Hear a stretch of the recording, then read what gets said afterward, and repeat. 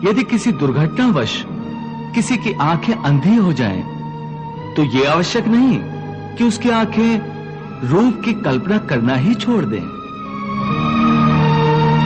आंखें ना होने पर भी उसका मन ऐसे दृश्यों की कल्पना कर सकता है जो उसे विषयों के मुंह में फंसाए चले जाएं। पार्थ, एक अंधा मनुष्य भगवान के स्वरूप की भी कल्पना कर सकता है।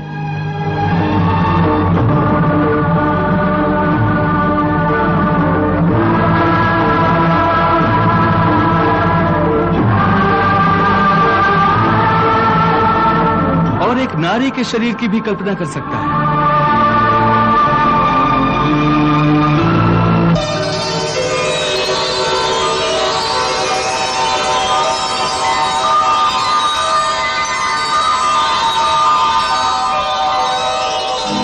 सो किसी इंद्रिय के होने न होने से मन की वासना और आसक्ति में फर्क नहीं पड़ता।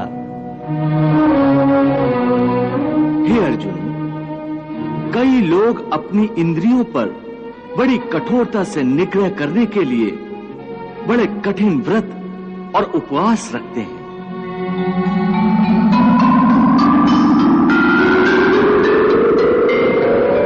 कई कई दिनों तक खाना पीना छोड़ देते हैं।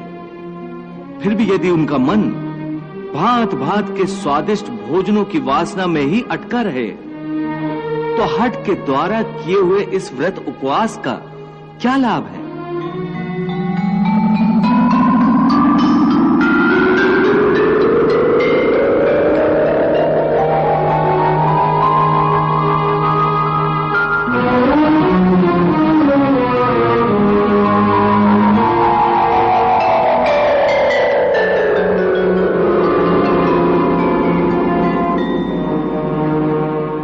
ऐसे लोग हठ के द्वारा अपनी इंद्रियों को सुखाकर निर्बल तो कर देते हैं,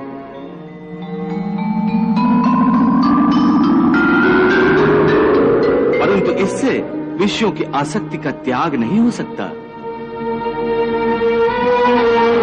याद रखो, विषयों से अधिक खतरनाक है विषयों की आसक्ति, और विषयों की आसक्ति का त्याग केवल इंद्रियों के निग्रह से नहीं हो सकता। आसक्ति का त्याग केवल मन के निग्रह से होता है।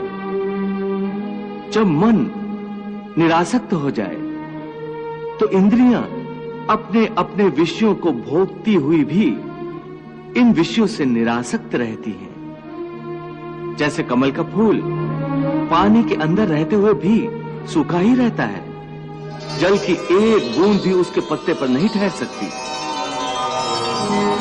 इसलिए मैंने कहा है कि पहले ज्ञान के द्वारा बुद्धि को स्थिर करो।